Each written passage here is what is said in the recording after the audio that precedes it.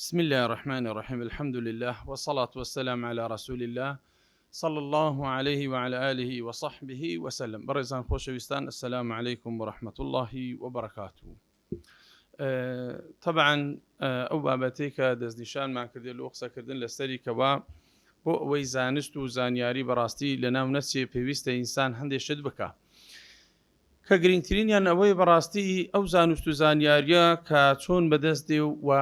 هەوڵیش بدا کە بەدەستی هێنا لە دەستی نەدا. طبعا ئێمە یەک فەرمودەی پێغەمبەر صلی الله عليه وسلم ئاماژە پێ دەکەین کە باس لەو بابەتە دەکا کە لە صحیحی بوخاری و مسلیمەوەدا هاتووە لا حديث عبد الله كري عمرو كري عاص كبيغمبر صلى الله عليه وسلم دفرمي إن الله لا يقبض العلم انتزاعا ينتزعه من العباد ولكن يقبض العلم بقبض العلماء حتى إذا لم يبق عالما اتخذ الناس رؤساء يعني حديث واخندراته رؤوسا جهالا فسئلوا فأفتوا بغير علم فضلوا وأضلوا. استلجر روشناية وحديثي بيغمبر صلى الله عليه وسلم تماشاكا كذا فرمي خواي تبارك وتعالى علم لخلشي هر أوها ناستين توا يعني ليه أنور بقرتوا ولكن يقبض العلم بقبض العلماء كعلم ورد جيري توا بسيا بورقرتنوي زانايا كان واتوانيك وأهل علم شارزان زانان أوانا أو علميك هيانا زاناك وفادك صبر حتى تيلي دي بيغمبر فرمي صلى الله عليه وسلم حتى أهل علم نامين أو ذا خلق تدكن اتخذ الناس رؤوسا وتهندي رأسي دياري كراو يعني وكل حديثك بوشوازش خنراته رؤساء يعني عندك جمع رئيسة داين عندي كان بقورو لا جي أهل علم داين دنين كأوانا هيت شارزايان نية فسئلوا جاء برسياريان ليه ذكري فأفتوا بغير علم فتوى أدن ببيع علم فظلوا وأضلوا هم بخوشيان قمرابن هم خلقكش قمرادكن ليه بزانا أول شيء برزان كبيريسة لو حديثي بيغمبر صلى الله عليه وسلم بوليني كينو ليور بقرين كسود فائدة لودا هيا يكم نقطة خلقانك پیدا دبن فتوى أدن أهل فتوانينا وكو بيغمبر صلى الله عليه وسلم دياري كركوا أوانا وكو رأسك لنا وخلق دا وديار فتوى أدن بلامتنا أهل علم نينا لوي إستا مق إستا لسواقعي خومان علم تطبيق بكين وايلي هات يهندي خلقي إستا فتوى دا أهل فتواش نية وزور شتي دايلي مطابقي شريعتي جنيا لوي قويشتينا آستك كبيغمبر فرمي صلى الله عليه وسلم هردو لا يكا قمرادا بن وكو زانان لسرو حديث قصدا كان خلشيكي استابر يارا دا بون منادلي آرق حرارة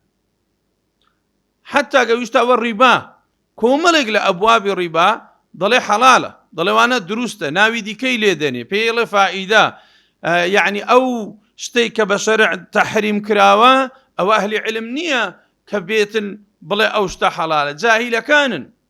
ئەوانن کە نەفامن ئەوانەی کە لە ئەهلی علم نینە شارەزانینە ئیمامی ئەبهەری شتێک دەجێرتەوە فەرمی لەکە کەسێک دانیشتە بووم دەفەرمێ ئافرەتێک کاتەکنی فەرمیا ئیمام سوالێکم هەیە دەڵێ زۆر شارەزایی نەبوو علمی نەبوو ئەمش گوێم لێ وا لەگەرەوی لەوێ دانیشتیمە پرسیاری کرد گوتی ئەوە مریشکێکمان لێکەتە ناو بیرەکە پیس دەبی گوتیش گوتی لۆکەتە ناو بیرێ يقول كوت ناوبيري سري قفادنا يقول لو سرتان قفادنا ذكر يا إمام هو علاقة لهندينية بير لو قفادنا كرا لو وايلين هاد أو برشارة كيدك وكباك يا نقول تيم قوت خش من أجر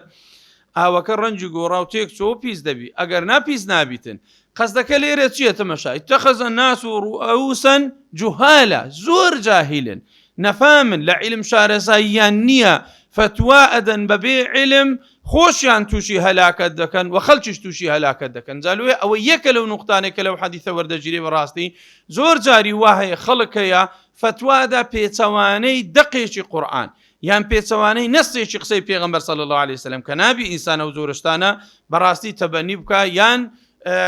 هیچ شتێکی لێوەر بگریتن لەبەرەوەی ئێستا ئەوڕۆکە ڕوون بوویتەوە یعنی چێ ئەهلی علمە خەڵک دەزانی لۆچی پرسیار لە کەسێک دەکەی کەوا دەزانی ئەهلی علم نییە شارەزایی لە علومی شەرعی نییە تەواو شارەزانیە لۆیە تووشی هەلاکەتە بی و خەڵکیش پێی وە گومڕا دەبی و زۆرش لەو فتوانێ ئێستا لە کوردستانیشدا وجودی هەیە بۆ نمونە و کۆی تەماشا دەکەی هەندێک کەسێ فتوا ئافرەت بڕووی باری کاتۆ حرامە لەبەرەوەی پێغەمبەر صلی الله عليه وسلم دەقی لەسەرەکە لعنەتی لێ کردێ یەکێک دێ فتوا دەرێ دروستە باشە قسەی کەسێک چ قیمەتی دەبی بەرامبەر بە حەدیسی پێغەمبەر صلی الله عليه وسلم لە کاتێکدا ئەو شتێکی بە تەحریم و بە حەرام دانابی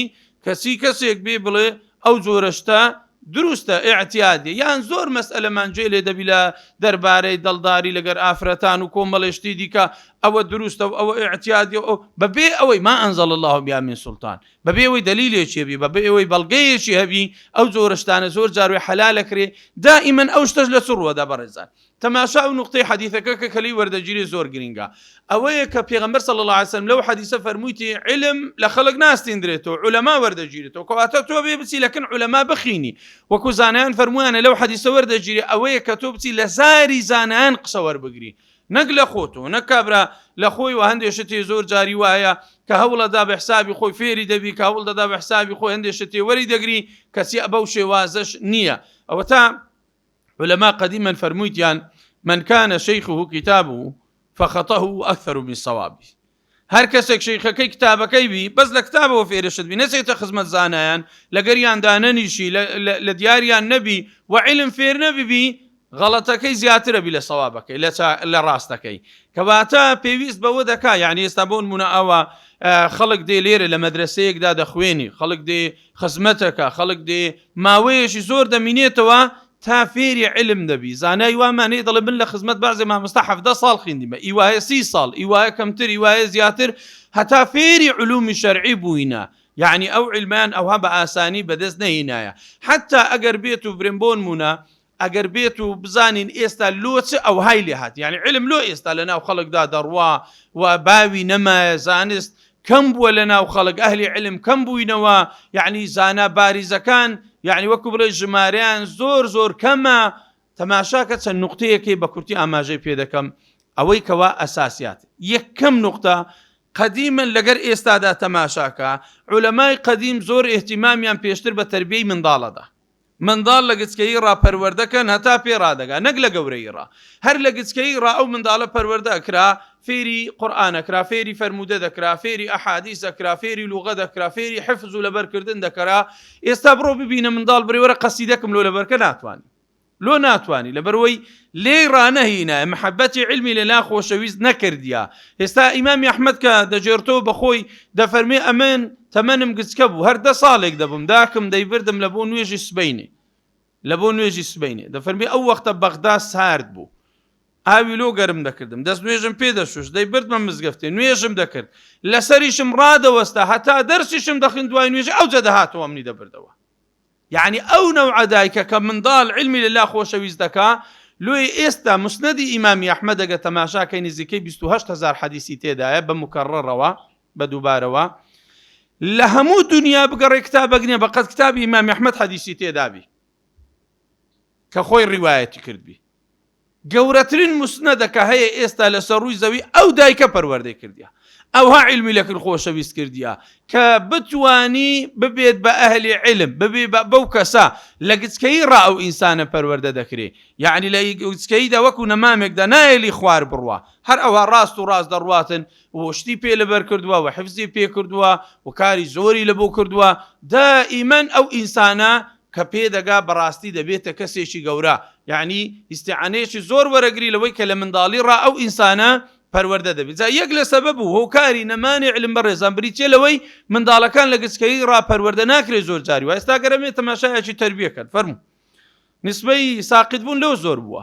یعنی یەکجار زۆر بووە باشە خەڵک لۆ ئێستا عالم دەڵێ لە ساڵی هەشتایەکان خەڵک یعنی دەیتوانی ئینشا بنووسی ئێستا لە کولیەشتەوە کە نازانی ئینشایەک بنووسی بە پاش کەوتی علومەکە لەبەرەوەی لە بنیەدا لە بیدایەت ڕاکە دەڕوا بە سەقەتی دەڕوە بە مەزبوطی ناڕوە تۆ دیراسەیەکی مەزبوط و تۆکمەت نییە لۆی ئەو تەڵەبی بە جوانی لەسەر پەروەردەکەی فناچار ئەو های لێدێ بەو شێوازەی کە ئێستا ئێمە دەیبینین بەڵام هەر کاتێک دیراست و منهەجت بەقوت بوو یعنی تەسەور کە دیراسەی عێراق بەعام لە ڕێزبەندی جیهان دەزانی چەندەمە هەر نەبوو یعنی ڕێزبەندیەک دادەنێ ئەو هەموو مەدرسەیە لە 2-1 دێ لە وڵاتەکاندا دەست پێ دەکا ئەوانی دیکە لە باقی هەر هیچی نەبوو، یعنی لەوەی دانیە لە سیستەمی ئەوەیدا هەبی ڕیزبەندیەکەیدا هەر هەبی قەینە لە ئاخریش بی بەس هەرتەیدا نەبوو هیچ شەرتێک شبولی نەکرد بێخنە ڕیزبەندیەکەش نەک ئەوە جاوە عمومەن وای لاتوە هۆکارەکە ئەو هەموو سەبەبی جەهلەیەکە لە ناو خەڵکدا بڵاو بوویتەوە ئەو هەموو منداڵە بڕۆ مەدارس تەرکەکە تەرک يعني من 1 ساڵ تقریبا لەوانەیە 6-7 ساڵ پێش ئێستا سەردانی مەدرسەیەکم کرد مەکتەبێک کەڕوا چوم لەگەڵ مدیرەکەی دانیشتم گوتی بەس لە سەفیەکی متەوەستە 35 تەڵەبەمان وازی لە مەکتەبێ هینایە 35 تەڵەبە هەمووی بە سەبەب کەسابەت بە سەبەب و هۆکاری دیکە یعنی تعلیم لە لای خەڵک خۆشەویست ناکرێت بڕۆ ببینە بزانە ماوەیەشیت کە بە دیار دەکەوی نسبەی ئەو کەسانەی کە خەیدەواریان نەکردیە چەند زۆرە بەڵام ئێستاوە هەر لە مەکتەبێک وابی ئەی چەند ساڵی دیکە چی لێ هاتیە لەو وەزع و لەو زروفە لەو تەعینات نەمانە چەند ساڵە یعنی کەواتە بەرەو ئاقارێکی خراپ دەڕوا بۆیە تەرکیزکردن لەسەر منداڵ لە بۆ فێرکردن و لەبەرکردن و پەروەردەکردنی ئەو منداڵە بەڕاستی شتێکی گرنگە یعنی شتێکی زۆر گەورەیە ئێستا ڕەبیعەت الڕەئی کە پیاوێکی عالمە مەشهورە لە عالمێکی مەدینەیە بابی ناوی فەروخ بۆ وەختی خۆی ڕۆیە تقریبا 25 ساڵ زیاتر لە بۆ جیهاد یا هاتەوە منداڵک بەجی هێشتە بە ساوای و گچکەی قیسەکەی معروفە بەزەم بەس مەبەستم ئەو کەلیمەیە یعنی دەڵێت تەداچی پارە شت دەڵێ بڕۆ هەڕوە مزگەفتێ دەزانی کابرایەک دانیشتێ شەیخێک دەرس لە عالەمێ شەرحەکە بە سەدان تەڵەبە دانیشتیە بابی دەپرسی دەرێ ئەو کابرایە چێ دەڵێن دیارە خەڵکی وشارێنی لێبەرە وەڵا لە ئێرەمە بەڵام لە مێژە ڕۆیشتیمە دەڵێ ئەوە ڕەبیعەت الڕەئیە شەیخە عالیمە وای وەسفی دەکا کوڕی کابرایە چێ ناوی فەروخە باسی وی دەکا ئەوجا ئەو وەختە تێدەگا دەستۆ مارێ دەرێ دەستە خۆش بێگام و پارەکەشی سەرف کردوی لەو ئەو منداڵی کە ئەوها پێت ڕاگەیاندی ئەو دایکە پەروەردەی کردیا ئیمامی ئەبوو حەنیفە ڕەحمەتی خوای لێبی بەو هەموو علم و زانست و زانیاری خۆ دەرێ هەوڵیەدا لە قسەکانی ڕەبیعەی تێبگا جهودیە کرد لە قسەکانی ئەو پیاوە تێبگا هەندە بە بەلاغەت بوو هەندە بە قووەت بوو دایکێک پەروەردەیەکا لە گچکەی ڕە ئەگەرچی بابیشی لەوێ نەبوو یعنی کەواتە تربیەتی منداڵ ئێستا لە بۆ فێرکردنی علومی شەرعی و خۆشەویستکردنی علم لە لای ئەو کەسانە بەڕاستی ئەوە بەو شێوازە پەروەردە بێ بزانە پێغەمبەر صلی الله عليه وسلم کە زەید لە ماڵی پەروەردە بووە چەند خزمەتی کردی پێغەمبەر صلی الله عليه وسلم فێرە علومی شەرعی بووە باشە وە کوڕەکەی ئوسامە یەک غەڵەتەکە پێغەمبەر صلی الله عليه وسلم لێی تووڕە دەبێ یەک جار دەوێت شەفاعەت لە ئافرەتێک بکە کە دەستی نەبڕن فەرمی ئەتەشفع فی حد من الحدود الله وەکەئەنەوە تۆ شتانە دەزانی کودەی ئەوها پێدەی تەکلیفەکەی ئەوە جانیبێکی شەرعیە ئەو شتانە غەڵەتی تێدا قبول ناکری کەواتە لێرە بەڕێزان مهمترین شت لە بۆ ئێستا کە لە بۆ دایک و باوکەکان بریتیە لە چ بریتیە لەوەی کەوا ئەو کەسەی منداڵی هەیە پەروەردەیەکی جوان و علمیش لە لای خۆشەویست بکە یعنی زۆر جاری وا هەیە تەرغیب و تەرهیب بەکارێنی خەڵکەیە یعنی تەماشای دەکەی شتێکی داتێ کە دەڵێ گەر حەدیثێک لە بەرکەی گەر ئاەتێک لە بەرکەی گە سوورەتێک لە بەرکەی یعنی زۆر حتا لە عولەما بۆ ڕەحمەتی خوای لێبی هەدایەی دایتە مامۆستای ئەو کەسەی کەوا منداڵەکەی لۆ پەروەردە کردی یعنی ئەوانە زۆر هەبووە یەکێکەی ئیمامی ذەهەبی باسی دەکات لە سیرە ئەعلام النوبەلا ڕەحمەتی خوای لێبی دەفەرمێ پیاوێکە بوو یەک گوێ درێژی هەبوو کەر ئەو وەختە وەسیلەکی باش بووە خراپ نەبووە بەس حسابی بکەین وەکو لادە و بەرازیلی ئێستا بوو لە چاو هەموو سیارە نوێ ئێستا دەڵێ 300 تەڵەبەی منداڵی هەبوو پێ پەروەردەیە کردن قورئانی پێدەگوتن حەدیثی پێدەگوتن شارەزای دەکردن لێیان پرسی گوتی ئەوانە نەوەی دوا ڕۆژە ئەوانە بەس ئەوانە پەروەردەکەی ئەوانە کافیە لەبەرەوەی ئەوانە دەبنە نەوەی دوا ڕۆژ ئیبن سیرین کە بەخۆی لە 110 هیجری وفاتی کرد دەڵێ سەردانێکی کوفەم کرد چوومە وێندەر لەکن مەدرسەیەک دانیژوم تەماشام کردێ فەئیذا 4000 شاب يطلبون الحديث 4000 تەڵەبەی گەنج لە لای مامۆستایەک بوون حەدیثیان لێ وەردەگرت کەواتە ئەوانە کە توانیان وەجاهەتی ئیسلامەتی جوان بکەن لە منتەڵەقی منداڵەکانەوە ڕادەستیان پێکرد کە پەروەردەیان کردن و پەروەردەیەکی جوان کە بوونە گەن سەر ئینسانی محتەرەم و باخلاقە گەورەش بوون ئەوەی بووە تاجیر دەستپاک بوو ئەوەی بووە دەسەڵاتدار عادیل بوو ئەوەی بووە کەبر کەسێکی تەماشای کە لە ناو کۆمەلگادا هەر شتێکی کردبی خاوەنی جوانترین ئەخلاق و ڕەوشت بووە ئەوەی لە منتیقەیەکدا بوو خەڵکەکە شانازیان پێوە دەکرد لەبەرەوەی ساحەبی ئەخلاق و ڕەوشتی جوان بوون لە گچکەی ڕا ئەوانە پەروەردەیەکی جوان و ڕێک و پێکراون ئەوە نقطەیەک دوو دائیمەن لە بۆ علم لەوەی نەفەوتێ بەڕێزان ئەوە ئەساسە زۆر خەڵکی ئێستامەش خۆمان وەکو ئیمام و خەتیب زۆر جاری وا هەیە ئەو غەڵەتە لە ئێمەشا ڕووی داوە کە بریتی بووە لەوەی خەڵک پەروەردەکەین لەسەرەوەی خێری بکە بەس بە منداڵی یەتیم، خێری بکە بەس تەنها بە مزگەفتی. لێ ئێستا ئی وهەیە بهینە بۆ نمونە پێی بڵێ مزگەوتێکی لەوانەیە 50 دەفتەری بووی ئامادەیە، بەڵام بڵێ وەرە گەنجێک هەیە پەروەردەی کە تاڵیبی عیلمە 50 وەرەقەی دەوێ 5 وەرەقەشت نادات. بزانە چەند سیستەمەکان لە یەکتری جیاوازن، خەڵکەکە فامەکە چەند بە غەڵەت ڕۆیشتیە. ئەو کەسەی کەوا خەڵک پەروەردەکە بەڕاستی ئەجر و پاداشتێکی زۆری هەیە. ئێمە لەناو پاشەبێ لەناو خەڵکدا ئەوەش بڵاو بکەینەوە کاکە هەر ئەوە خێر نیەت و مزگەوتی بکەی یەتیمی بەخێ بکەی، ئەوانە ڕاستە ئەجریان هەیە خێریان هەیە، بەڵام ئەوەشە بێ بە سەدەقەیەکی جاریە. ئەوەش سبەینێ هەرچی علومی شەرعی هەیە دەیڵێتەوە، هەرچی قورئانی هەیە فێری خەڵکی دەکا، هەرچی دیراسە هەیە دەیکاتن، بەشەکی خێرەکەی لەوانە لە بۆ تووە، لەبەرەوەی ئەتۆ بووی بەسەبەب بوو کاری پەروەردەکردنی ئەو گەنجە تا ئەو ڕۆژە پێ بگاتن. عەبدوڵای کوڕی مبارەک چونکە شارەزای لەو بابەوە باش بوو، هەموو جارەی فەرموو پیاوێکی تاجریش بوو، تەبعەن عالمیش بوو، دەیفەرموو لەولا 5 ما اتجرت ئەبەدا، ئەگەر لەبەر 5 کەس نەبا من تیجارەتم نەدەکرد. چی دەکرد؟ 5 عالم هەبوو لە بەغدا و لە دەوروبەری، سفیانی ثەوری، سفیانی کوڕی عوێینە، ئیسماعیلی کوڕی عولەیە، ئیبن سەماک، فضەیلی کوڕی عیاض. ئەو پیاوە چونکە تاجر بە هەموو ساڵێ داتەوێت دەگوان گۆ هیچتان کاسبی مەکەن، ئەمە لە باتین گۆ دەیکەم، پارەی 1 ساڵی دەدانێ بە زیادەوە، بە مستەڵەحی ئێستا بڵێن، بە مستەڵەحی ئێستا، بە زاراوەی ئێستا. بۆ نمونە ئینسان پێویستی ساڵێک بە دەفتەرێکی دەبی، باشە 3 دەفتەریەدایە، ئەگۆ 2 دەفتەر لۆ خۆ سەرف کە بە زیادەوە، دەفتەرێکیش لەوەی خێر خێرات چاکە پیاوەتی لەگە تەڵەب هەرچی پێت دەکرێت بیکە، بەڵام لە یەک کەسی نە زەکات نە پارە نە مەنسەب هیچ وەرناگری، بەس تەڵەبی عیلمی شەرعی بڵاو دەکەیەوە. ئەو پیاوە نەیەزانی کە ئەو هەموو پارەی دەدا و عالیمانە خێری دیکە هەیە بیکاتن، بەڵام چونکە ئەو هەلی عیلمە دەزانی ئەوە لەو ڕێگایەدا سەرف دەکرێت، لەکن خواگەلە گەورەیە. حتا جاری وایە ئینسان لەوانەیە بەخۆی نەتوانی، بەڵام بە یەکێک دەڵێ کاکە ئەو کەس تەڵەبەیە کەفالەت بکە، ئەوە خێرێکی گەورەی هەیە، بە هەتا ئەو کەسە دەخینی محتاجی دەستی کەس نەبی، یەک دووش قەت بە چاوی دامەدەوە مەڵێ ئەمن لە باتی تو کردیتم و ئەمن ئەتم پێگاندووە، چکە ئینسان کە ئیشێکی کرد لە بۆ خوای قەت بە چاوی خەڵک و تەرەفی بەرامبەری دانەداتەوە. جالوێ ئەوە ئەساسێک بۆ بەڕێزان، یعنی غەڵەتێک ئێستا لەناو کۆمەلگا تەماشای دەکەین، بەڵاو نەبوونەوەی عیلم و زانست و زانیاری هۆکارەکەی بریتێ لە چێ؟ بریتێ لەوەی زۆر جاریوە ئەو مەفهومە لەناو خەڵکە تەنها ئەتوو منداڵێکی یەتیم بتوانی کەفالەت بکەی، ئەوە خێرە و بەس. خوازانی و منداڵش گەورە دەبی کوی لێ دەردەچی، بەڵام ئەهلی عیلم بەڕاستی یەک کەسی بتوانی پێ بگەینی ئەوە خێر و ئەجرێکی پاداشتێکی یەکجار زۆر و نەبراوت لە بۆ هەیە. لەیثی کوڕی سەعد یەکێک بوو لە عولەما هەرە گەورەکان، یەکێک بوو لە تاجیرەکان، تیجارەتش زۆر باشی دەکرد. ئیمام مالک دەفەرمێ فەزلی لەسەر من زۆر بوو، زۆر جار یارمەتی داوم، کە هات سەردانێکی شاری مەدینەی کرد،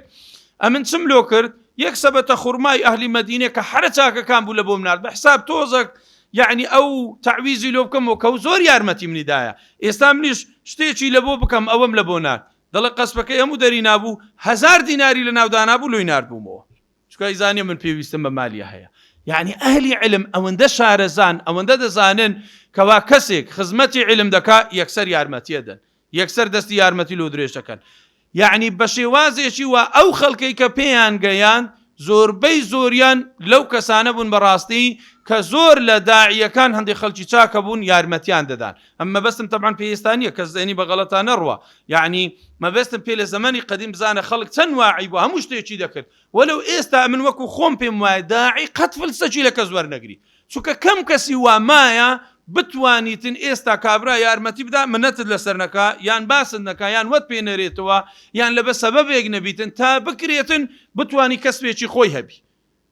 چاوی لە دەستی خەڵک نەبی. بەڵام ئەمە ئەو مەفهومە لۆ باز دەکەین لەناو خەڵک، تەنها لۆ ئەوەیە بەڕێزانی ئینسان دائیمەن بزانی زۆر خێر هەیە، ئینسان جاری وایەستی پێ ناکە ئەجرێکی گەلە گەورەی هەیە، ئەو ئینسانە حتا ئەگە منداڵی خۆشیوی پەروەردەیەکە تەڵەبی عیلمی فێرەکە کە گەورە دەبی فائیدەیەکی زۆری لە بۆ ناو خەڵکەبی. نوقتەیەکی دیکە بەڕێزان ئێستا کەم تەرخەمی هەیە لە بڵاوکردنەوەی عیلم. ئێستا تەماشاکە لە ناو کۆمەلگادا لە برایان لە خوشکان هەمووی تەماشاکە خەڵک زەعیفن لە بڵاوکردنەوەی عیلم، لە بڵاوکردنەوەی زانست. ئێستا خەڵک ئیکتیفا بەس دەکا ئەنتەرنێتی لەکنا 3 ساعاتان تەماشا شتێکی دەکا و دوایە یان حەدیثێک یان ئایەتێک یان شتێکی لە زێشی بەدەست دەکەی و کلیکەکی دەکەوە دەزانی ئەو بڵاوکردنەوەی عیلمە. ئەوە بڵاوکردنەوەی عیلم نییە. بڵاوکردنەوەی عیلم ئەوەیە تۆ کەسێک گاسکەی شتێک لەبەرکە کە لەبەری کرد ئەوجا تەطبیقی پێ بکەی. ئەوەیە پێغەمبەر فەرمووی صلی الله عليه وسلم بلغوا عني ولو آية، واتە تەبلیغ بکەن لە جێ من ئەگەر یەک ئاەتیش بێ، یعنی تۆ بینە ئەو ئاەتەی فێرکە و ئەو ئاەتە لە ژیانی خۆیدا تەطبیق بکاتن ئەوە زۆر ئەساسە. دروستە؟ یعنی ئەو ئینسانە ئەو عیلمە فێربی ئەو فێربوونەش لە ژیانی خۆیدا تەطبیق بکە. بۆ نمونە ئێستا تو فێری منداڵەکەی خۆت دەکەی ئەوەندە پێی دەڵێ یان هەر کەسێک پێی دەڵێ وەکو پێغەمبەر صلی الله عليه وسلم منداڵێک لە خزمەت پێغەمبەر صلی الله عليه وسلم دانیش بوو پاروی لێرادا ئەو هەدەستی لەو لای درێژە کرد. پێغەمبەر صلی الله عليه وسلم فەرمی یا غولام سم الله ئەوەی جارێ برێ بسم الله. دووهەمین وەکل مما یەلیک لە پێشە خۆت خواردنی بخۆ مەچوو پڕدا ئەولا دروستە وەکل بیەمینیکە بەدەستە ڕاستیشت بخۆ بەدەستە چەپ ناوها چکە لە هەر جای گۆشتە باشتە بە ئەو دەستی ڕەوان دەکرێت لای ڕاست بە بەو دەستەی لای چەپ بە بەو دەستەی. پێغەمبەر صلی الله عليه وسلم ئەو سێ تەعلیمەیدا هەتا مردش لە بیری نەکرد لە هەموو خواردنێک بسم الله و بەدەستی ڕاستش نانی دەخوارد و لە پێشە خۆشی نانی دەخوارد نەگلو ئەولا منداڵێک بوو فێری کرد یا غولام سم بالله بەڵێ بسم الله جار ئەوجا بەدەستە ڕاست ئەوجا لە پێشە خۆت بخۆ. کەواتە ئەسڵ ئەوەیە ئینسان بتوانی کەسێک فێر بکە و حەدیثێک ئاەتێک فێر بکە کە ئەو شتە تەعلیمی بی یعنی بتوانی تەطبیقی بکە لە پاشان ئەو کەسە ئەوجا منداڵ بی گەنج بی یعنی تۆ خوشکێکەیە پێی دەڵێ ئەوە یعنی ئەوانە تەطبیقەکە بەردەوام ئەجرەکەی نەبراوەیە بەڵام تو شتێک بڵاوەکەی و جاری وایە عالم گوێی داتێ گوێی ناداتێ تەطبیقیەکە نایکە ئەوانە ثەمەرەیەکی گەورە نییە. ثەمەرەی گەورە تەنها ئەوەیە کە تو بتوانی بە عەمەلی ئینسانەکان فێر بکەی و ئەو کەسە فێر دەبیتن. ئینسان ئێستا منداڵەکانی لە ماڵی کە فێرە نوێژەکە و ئەجری ئەگاتێ وەکە بانگیان دەکا لە بۆ نوێژێ دووبارە ئەجری دەگاتێ و جاری وا هەیە لە ماڵی جەماعەتەکە ئەجری دەگاتێ کە نەگەویشتە جەماعەتی مزگەوت. کەواتە لە ئەسڵدا لە شەرعدا بەڕێزان بریتیە هەمووی لە تەطبیق یعنی کەسێک شتێک بە عەمەلی تەطبیق بکاتنەوە ئینسانە ئەنجامی بدا ئەوە خێر و ئەجر و پاداشتەیە. نقطەی کۆتایی بەڕێزان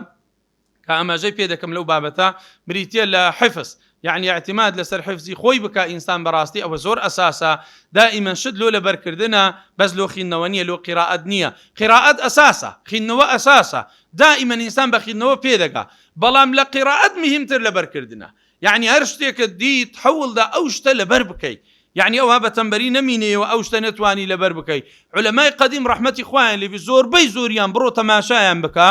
یعنی ئیوان هەیە دەفەرمون تەڵەبەکان ئێمە لە خزمەت ئەو مامۆستایە دانیشتین قورئانی لە ئەوەلی لۆ تەفسیر کردین هەتا ئاخیری بەبێ ئەوەی تەماشا یەک کتابی بکە تەفسیری قورئان. ئێستا تەفسیرەکەی مەطبوعە هەیە تەفسیری ئەبوو عەلی کابرای مفەسیر تەماشا دەکەی هەر هەموو قورئانی دەری لە سوورەتی فاتحە هەتا کۆتاییەکەی لە بۆ تەفسیر کردین حەدیثەکە تەفسیرەکە معنایەکەی هەر هەمووی مامۆستا لەبەر دەگۆ. یعنی بزانە چەند ئەساسە کە حفظ لە لای ئینساندا بمینێتەوە یعنی بە شێوازێکی وابی کە ئەو ئینسانە بتوانی شت لەبەرکە. طبعا للمعلومات یەک لەو شتانەی کە پێشتر مقارنە دەکرێت بە ئێستادا زۆر ضعیفن ئەوەیە بریتیە لەوەی ئینسان پێشتر زۆر اعتیمادی لەسەر حفظ بوو یعنی شتێکی ئاساسی بوو. هی ئێستا زۆر اعتیمادی لەسەر کتاب و هەڵگرتنی هەر دەنووسەوە هەر دەگری و دەنووسەوە لەبەرکە ئەگە و کتابە سووتە ئەگەر نەما ئەدیگەر هەر هیچ لەبەرت نەکرد ئەگە سوێ جێگایەکی دیکە یعنی دائما تو کۆمەڵێشتت لەبەربی لە ناو زاکرێتدا هەبی بتوانی بیڵێ و ئەدای بکەی نەک هیچت لەبەر نەبی هەر کتابیان لێستاندیوە تو علمت زایع بی هیچت نەمینێ لەبەردەستدا نە قورئان نە حەدیث نابینی مەلای تەمبەر هەیە ئێستا وەچی پێشنەژیل و عالمێ دەکا قورئانێکی لە پێشە خۆی دادەنێ دوگمەتشی لە دەستیەوە قڵقڵ هەر دەگرت پەڕەکان وەردەژێڕی ئەوە چیەوە ئاخر دەرەجە تەمبەریە جا لە جێیەک بوون جارە کارەبا بڕە فەقیرە ڕاست زایع بوو نەیەزانی چ بکە کە تاریک داهات ئەو وەسائلەکە نەما چووکە بە دوگمە بوو ئیشەکە کارەبای لەسەر کوژاوەکو ئیشەکە لێ زایع بوو ئەو هەلەی تێک چوو نەیەزانی چ بکات چنەکە ڕاست ناچار گوتی الله ئەکبەر ئیشەکەی لێ تێک چوو. یعنی چەند عەیبە ئینسان بۆ نمونە مەحازەڕەیەک پێش نوێژیەک یعنی تۆ توی قسەیەک بکەی لۆ خەڵک یەک کۆمەروەرەقە وشتی لە پێشە خۆی دانایە هیچی لەبەر نییە هیچی لە حفظ نییە. نا حفظ ئەساسە بێ ئینسان بەڕاستی و زۆرە حفزە هەبی لە عولەمای قەدیم شاعیرەکان هەموو جارێ تەسەور دەکەن دەگو کا شعرەکەتم لۆ بڕێ بزانم کووە لۆی نەدەگۆ دەگۆ ئیلا لە جێیەکی عام دەیڵم لۆ تو نارێم لۆ نارێ ڕاست لەبەری دەکرد دەگۆ دەی باش شعرەکە سبێنێتی لۆ خەلیفە لۆ جێیەکی دەیخینتەوە یەکسەر دەرێ ئیمنە هەر بە یەک جار قەسیدەی کاملیان لەبەر دەکرد بە یەک جار بیخیت باوە یەکسەر ئەو ئینسانە لەبەری دەکرد. یعنی ئەوەندە تەرکیزیان لەسەر حفظ بوو. ئێستا خەڵک تەمبەڵە دەرێ پێم ناکرێ بزانە کەسە من زۆر جار میثالێک دەین مۆ عەمەلیەن ئینسانێک ئەگەر بڵێن کاکە ئەتوەرە لێرە پاس شەقاوێک باوێ گەنجی تواناتەیە ئەوە مەترەکە خوارێ زۆر قۆرە 1 مەتر دەتانی پازدەی دەڵێ مەترێک تەبیعی زۆر نییە دەڵێن کاکە کردمانە 2 مەتر پازدا دەڵێ ناتوانم لۆ وڵاکەم وە خوارێ دەکەم یە خوارێ دەی ئەگەر بووە تەقەو بووە هەراتەرات بەس ئەو ڕێشە بوو کە پازدا دەگەوتە و بەریاننا ڕێک دەبینی دەگاتێ ئەو مەترە لە چێ هەت بوو بەس بەکارت نەدەهینا بزانە لە کاتی لێ قەومانێدا ڕاست پازتدا 2 مەتر ڕۆیشتی ئەو مەترەی کەمایە ئێستا بە ڕاضە بە تەمرین بەدەست دێ ئەوەی دەرێ حفزم بێ قووەتە زۆر شت حفز کە بزانە بە قووەتە بیاننا بزانە بەهێز دەبیاننا بەڵام مەتوی چ نەکردێت تەمبەری لەجێی خۆ دانیشتیەوە حفزەکەم باش نییە زاکیرەم مەزبوط نییە لۆ خوای تەعالە بە غەڵەتی لۆ تودانایە مەزبوط نییە ئەو عالەمەی پێشی ئەو هاشتی لەبەر دەکرد هیوی گەورەتر بووە لە ئیتو هەر ئینسانەکان وەچی جاران و بەس ئۆتێ ئەوان جوهودیان نەکرد تەرکیزیان هەبوو شتیان زۆر لەبەر دەکرد کەلیمات زۆر لەلایەن دووبارە دەبووە یعنی حفز لەلایەن ئاسانتر دەبوو بەڵام ئەو کەسەی کەوا حفز ناکە لەکنی زەحمەتتر و ناخۆشتر دەبوو جالۆیە ئەمە لە ئەهلی حەدیث ئەبوو عومرمان هەیە ڕەزا و ڕەحمەتی خوای لێبی مەکتەبەیەکی پڕ کتاب هەبوو یعنی فول کتاب بوو ناوماڵەکەی هەر هەموو کتاب سوبحان الله مەکتەبەکەی سوتە ئاگری گرت زۆریان سوولێ بوو بەس مامەستایەکان دەغەمبار نەبوو گوتیان لۆ مامەستا گوتی قەسەم بەخوای هەمووم لەبەرە هەتا وەفاتی کرد حەدیثە جێراوە مەکتەبەی خۆی بە کامل لەبەر کرد یعنی هەمووی حەدیثە جێراوە دروستە جالۆ ئێستا خەڵک تەمبەرە یعنی لە لەبەرکردن لە حیفزکردنی شت جاری وا هەیە شتێکی دەستی ناتوانانی ئەو ئینسانە لەبەرکاتن زاکرێ زەحیف بووە بەس هۆکارەکە چیە 1 کەلیمە قسەیە ئەتوو شت حیفز ناکەی لۆیە حفزت لەبیر دەچی لۆیە لەلات قڕس دەبی ستایەکێک لە سەلەفی صالح دەفەرمێ هەموو جارێ دەرسم زۆر دەگۆتەوە لۆ خاتەوەی لەبیرم نەچی دەڵێ ڕۆژێکیان هەندم گۆتەوە مەجموعەیە شت بۆ هەر گۆتمەوە دەڵێ پیرێژنێک لە مارمان بوو میێوان بوو گۆتێری کاکە بێزار نەبوو گوتم لۆ گوتی بۆ خوای مش هەموم لەبەر کرد وە پیرێژنە تو کو دەرسی منی لەبەر کرد گوتی بە خوای لەبەرم کردیا حەزەکەی لۆ دەرێمەوە گوتم برێوە دەڵێ سوبحان الله هەمووی گۆتەوە هەر هەمووی لەبەر گۆتەوە ئەوەندەی ئەمن دووبارەم کردەوە باش دەڵێ ماوەچکە پیرێژنەکە هات بۆ مارمان گوتم پیرێژن کالۆم برێوە گوت وەڵام من هیچم لەبیر نەمایە کو لەبیرت نەما گوتم زانە ئەو گۆتنەوەی من لە بۆ ئەوە بوو لەبیرم نەچی ئەتو هەر لە یەک جێ لە یەک مەقامە لەبەرت کرد ڕاست لێگەڕای ئێستا حیفزت نەما ئەتوو بەڵام ئەمن ئێستاش دەتوانم لۆت برێم و لۆ چکە وازم لێ نەهینایە بەردەوام تەذکیرەیەکەم هەتا سابت دەبی لە جسممدا دەچەسپێ لە ناو زاکیرەمدا جێی خۆی دەکاتەوە جا لۆیە بەڕێزان ئەساسترین شت ئەوەیە ئینسان